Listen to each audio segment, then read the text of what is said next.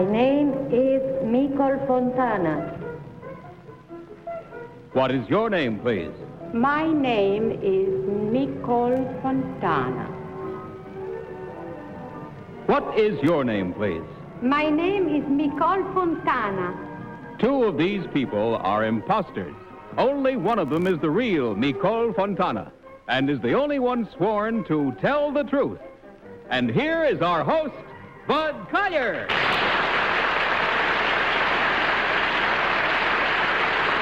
Thank you very much. Thank you, and good evening, and a warm welcome to our little game of deliberate misrepresentation, wherein four presumably smart people try to figure out which one of three challengers is sworn to tell the truth. To Tell the Truth is brought to you by Geritol, America's #1 tonic, the high-potency tonic that helps you feel stronger fast. Right now, let's meet our cross-examiners. What is your name, please? My name is Polly Bergen. My name is Walter Slezak. My name is Kitty Carlisle.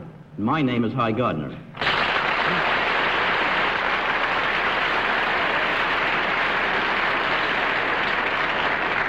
Now, these three people all claim to be Micol Fontana. Only one, of course, is the real Micol Fontana. The other two have merely assumed that identity, and they do not have to stick to the truth. Now, panel, in front of you is a copy of an affidavit. Will you please follow along while I read? I, Micol Fontana, am a fashion designer. From my headquarters in Rome, I design clothes for Gina Lollobrigida, Elizabeth Taylor, Mrs. Sonny Whitney, Claire Booth Luce, and many other ladies of international prominence. I designed all the clothes for the motion picture The Barefoot Contessa, and more recently for Ernest Hemingway's The Sun Also Rises. As a result of my profession, I have become a transatlantic commuter. In 1956 alone, I made 5 round trips between Italy and the United States. One of them to personally deliver to Margaret Truman the wedding dress which I designed for her. Incidentally, the 3 dresses which I and the 2 imposters are now wearing were designed by me. Signed, Micol Fontana. Now, we'll start our questions in just about 30 seconds. 3 ladies all claim to be Micol Fontana, internationally famous fashion designer. Remember, panel, if you will, that only the real Micol Fontana must answer your questions truthfully. Each of you will question until you hear this signal, and at the end of the questioning period, you will be asked to register your vote for the one person who, in your opinion, is the real Micol Fontana. We'll start, I guess, tonight with Hy Gardner. Hy? All right, number 1, how does Gina pronounce her last name? Lollobrigida. Number 3, how does she pronounce the name? Gina Lollobrigida. I would like to ask you, number 1, you said you delivered Margaret Truman's bridal dress directly to her home. At what New York hotel did you deliver the dress? I didn't understand. What hotel in New York did you deliver Margaret Truman's dress to? At the Carlisle Hotel. Number 2, you designed clothes for Lollobrigida. What size is she? She's different sizes in different places.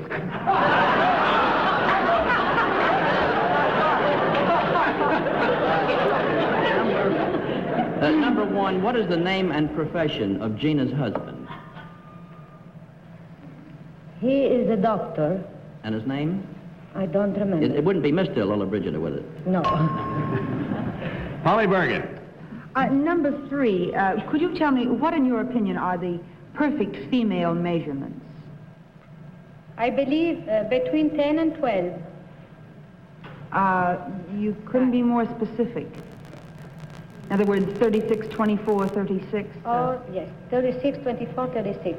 Number 1, could you tell me where is your salon here in New York? At the Plaza Hotel. At the Plaza. Number 1, could you tell me what is the considered correct hemline length today?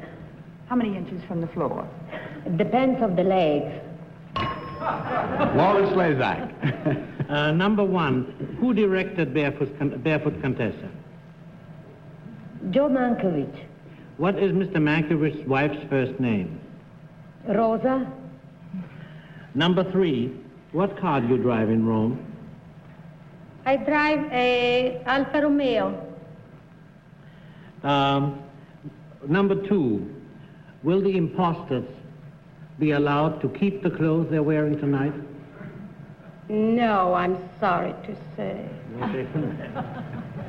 Number 3, what is the airport in Rome called and where is it located? The airport name is Ciampino. It's located in the Appia Nuova. Kitty Carlisle. Number 2, you're a designer. What would you recommend for a tall woman? A dress. A long one. Number 3, do you believe that a woman's clothes should be the first thing you see, or the woman herself? First is the woman. Number 1, could you tell me what the new trend for the winter is going to be? A sheet line. Sheath? Yes. Loose? No. No, tight. Fitted. Yes. Might as well get some pointers while I'm about That's all the pointers you're going to have, I'm afraid, at this season of the year, warm as it is. It's time now to vote. So without consultation, will you, members of the panel, please mark your ballots and select thereby number 1, number 2, or number 3. As you undoubtedly know, the team of challengers will receive $250 for every incorrect vote, and if they fool the entire panel, they may divide as much as $1,000. All right, panel, all set? Molly, are you set? For whom did you vote first tonight? I voted for number 1. Why? Well, actually, I think she looks more like what I would expect Fontana to look like, whatever that is. Walter, did you vote? I voted for number 1. What was your reason, Walter?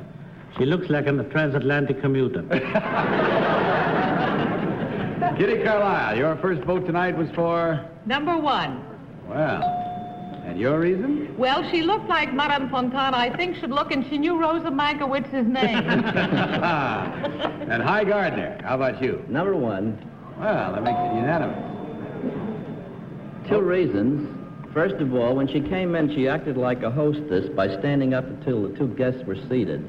Secondly, she looks like the type whose necklines are lower than her prices. Well, all right. There you have our reasons as well as our votes, and let's see what happens as to your making up your minds now, whether you agree with us. Let's find out which one of these charming ladies is the internationally famous fashion designer. Will the real Nicole Fontana please stand up?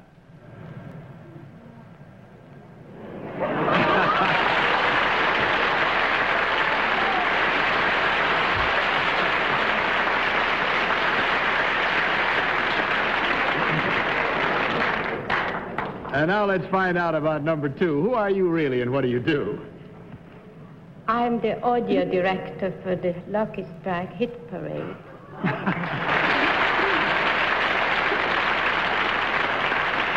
And number 3, how about you? My name is Mrs. Giovanni Buitoni, and I am a director on the International Buitoni Spaghetti and Food Company.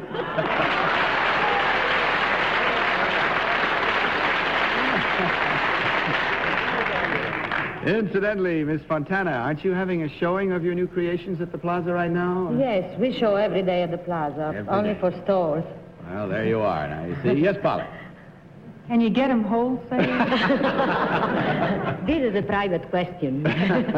Well, panel, you did mighty well there tonight. 1, 2, 3, 4, right down the line, unanimously picking the correct one. I don't know how well you all did, but I must tell you, in case you get too disappointed over on the other side for having come here tonight, Geritol has for you $150, which you ladies may divide. I don't know what that will do for you up at the Plaza, but you can at least go and look and finger the bill.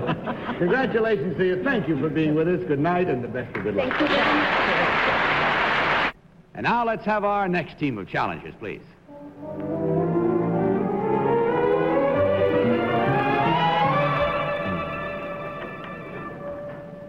What is your name, please? My name is Casey Tibbs. What is your name, please? My name is Casey Tibbs. What is your name, please? My name is Casey Tibbs. Again, panel, may I direct your attention to the copy of this affidavit. I, Casey Tibbs, own and operate with my brother a 7,000-acre cattle ranch near the place where I was born. I'm interested in 4-H club work, and I'm the vice president of my local chapter. I'm no stranger to the cattle business since I learned to ride and break wild horses on my father's ranch before I was 12 years old. At 14, I performed in my first rodeo, and I have been in active competition ever since.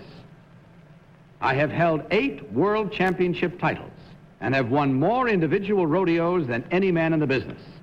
For this reason, I am known as America's #1 rodeo cowboy.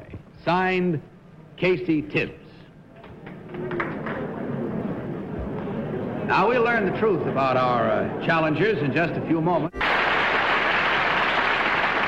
Time once again now to play our game. And these 3 people panel claim to be Casey Tibbs, America's #1 rodeo cowboy. Remember, only the real Casey Tibbs must answer your questions truthfully, and we'll start this round with Kitty Carlisle. Kitty? Thank you, Bud. I want to find out, is there any unanimity between you about how to pronounce it? Is it a rodeo or a rodeo?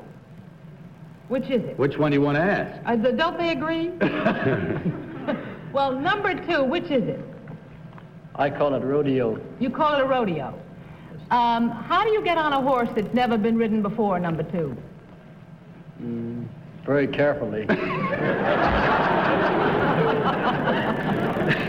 Number 1, you can answer a question that's sort of an old wives' tale for me. Is it true that a horse can smell if you're afraid? Yes, ma'am. Hi, Gardner. Number 2, do you pay an entry fee to get into the rodeo competition? Yes, sir. Number 3, what does the name Lillian Jenkins mean to you? She's the publicity agent for the garden. Number 1, what is meant by bulldogging a steer? Well, the steer runs out, and you ride after it, and you jump on it and throw it down. Number 2, in what year did Bozo Snyder win a rodeo championship? Sir, I'm afraid I can't answer that. I do not know. You do not know. Polly? Number 1, where do you brand cattle? On the ranch.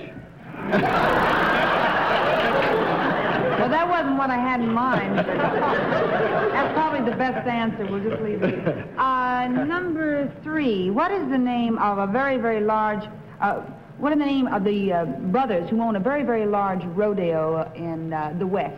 Butler Brothers. Number 1, could you tell me what kind of a horse is used in calf roping? Quarter horse. Gee, they're all smart. They're beautiful, too. Number 2, I'm sorry. what are you doing While you were admiring. What was that? Walter Slazak. What breed of cattle do you have on your ranch? Which one? Number 1. Angus. Number 3, is number 1 your brother? No. How long does, number 2, how long does it take to finish a steer before you send him to the market? Well, that depends on how big you want them to get. Most ranchers let them go till they're 2-year-olds. Send them to the feeding lot, so forth. What is the number 3, what is the record time for staying on a horse on the rodeo? Well, time isn't an element. It's a judging on how well the horse bucks and how well you spar him. That's it, panel. Time to vote now. No consultation. Would you please mark your ballots and select thereby number 1, number 2, or number 3. All set? Everybody voted?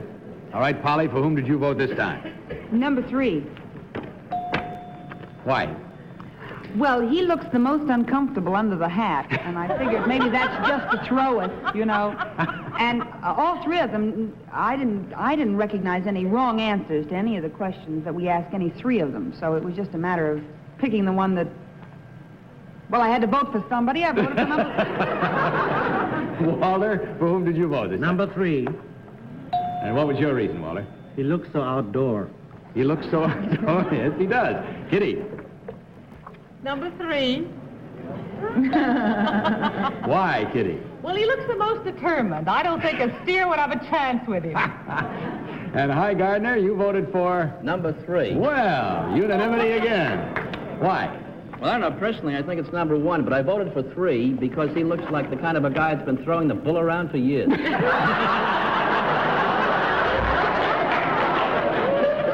Well, let's see if he's been throwing it around on this show, or just who has. Let's see how well you did as well. Get set now, because we're going to find out which one of these 3 men is the real America's number 1 rodeo cowboy.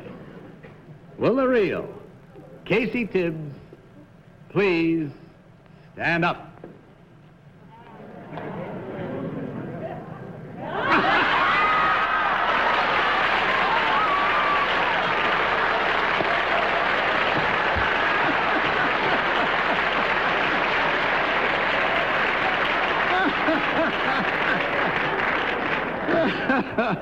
Oh, boy.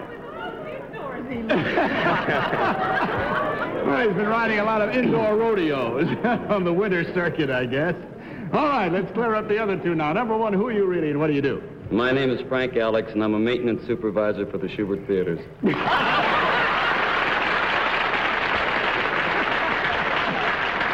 Should be an actor. Number 3, how about you? My name's Edwin Ewald. I'm a research bacteriologist.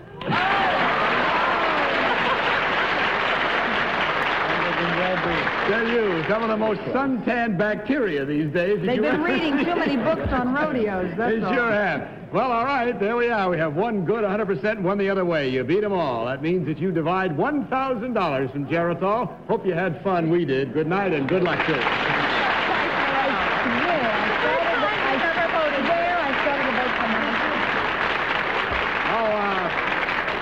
Incidentally, I meant to wish Casey before he got out of here, and I hope he's listening off there, the best of good luck on the Match of Champions, which is being held for the 4-H Club in Fort Pierre, South Dakota on August 4th. Casey, if you hear me, good luck to you. Sorry I forgot to say it while you were out here. All right, can we have our next team of challengers, please?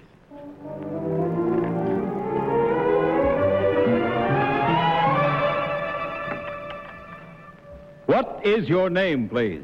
My name is Steve Lefevre. What is your name, please? My name is Steve Lefevre. What is your name, please? My name is Steve Lefevre. Another copy of an affidavit is in front of you, panel. Let's follow along with this one. I, Steve Lefevre, am a page boy in the United States Senate. Washington, D.C. is only one of many places I've lived. Although I was born in this country, I have lived in Hawaii, in Japan, and next year I will be living in England. My father is a United States Air Force major who has been assigned to the American Embassy in London as the assistant air attaché. Incidentally, I was appointed to my present post in the Senate by my grandfather, Senator John McClellan of Arkansas. Signed, Steve Lefevre. Now, we'll start our cross-examination in just a minute. Page boy in the United States Senate. We'll start this round with Polly Burton. Polly? Number 1, having lived in Japan, could you tell me what kind of a dish is tempura? Well, I was only 7 when I came back. I was 7. I see. Number 2, could you tell me what kind of dish tempura is?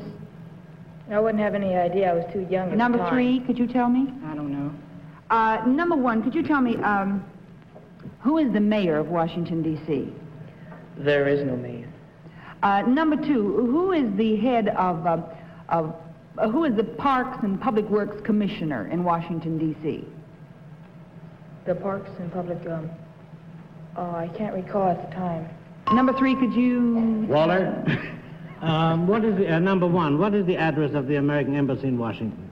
American Embassy in Washington, it is the capital. It's unconstitutional. I see. What is... how many members, number 2, how many members does the... No, I'm sorry, I meant the American Embassy in London. How's that again, the park?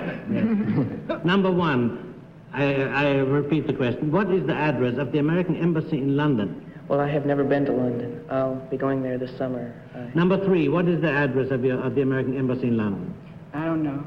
Number 2, how many members do you need for a quorum? Oh, you mean the vote has to be 2/3. 2/3.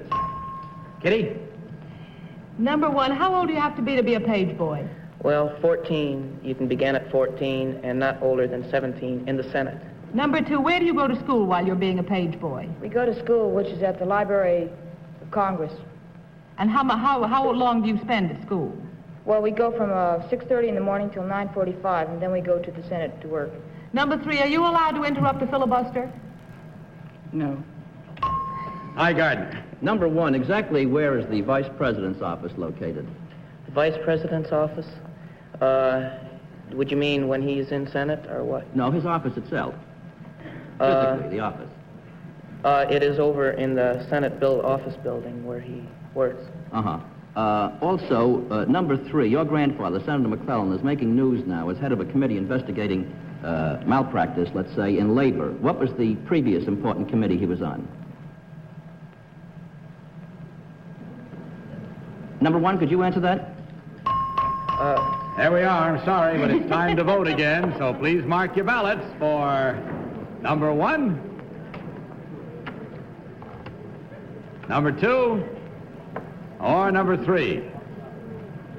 Ooh, Holly's all set and waiting this time. All right, Polly, for whom did you vote this round? Number 1. And your reason this time? Well, he sort of has the freckles and pug nose of a McClellan, I think. And his information about Washington is pretty good. All right, Walter, for whom did you vote? Number 1. Why? Because he looks like a politician. A young politician. Kitty, your vote this time? I voted for number 2. You can see this is all absolutely wrong because I think he looks like a McClellan. And hi, Gardner, how about you this time? I voted for number 1. He looks like a senator who just won a renomination. All right, there we are. We've given our reasons, we've given our votes, and let's see which ones were right and which wrong. Maybe all, maybe not. We'll find out right now which one of these boys is the real page boy in the United States Senate. Will the real Steve Lefevers please stand up?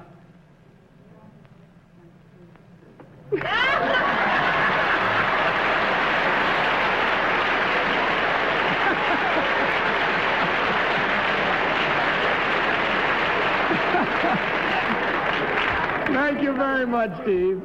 Just before you stood up, Polly muttered, I said if it's number 3, I quit. All right. Let's find out about the other 2 young men now. Young politician number 1, who are you really? What do you do? My name is Peter Fisher. I am 14 years old and go to LaSalle Military Academy in Oakdale.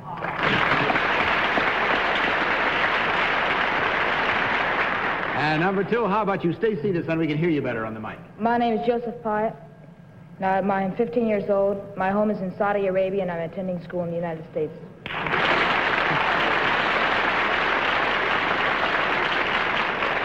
Well, it looks like you did all right. You fooled the entire panel, fellas. This is going to please you, because to divide among you, you have $1,000 from Geritol. Congratulations, best of good luck to you, and good night.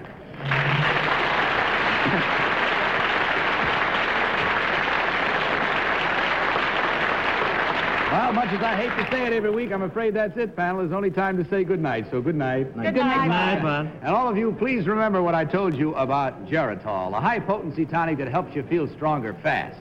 Right now, this is Bud Collier saying good night and reminding you to tell the truth. Good night, everybody.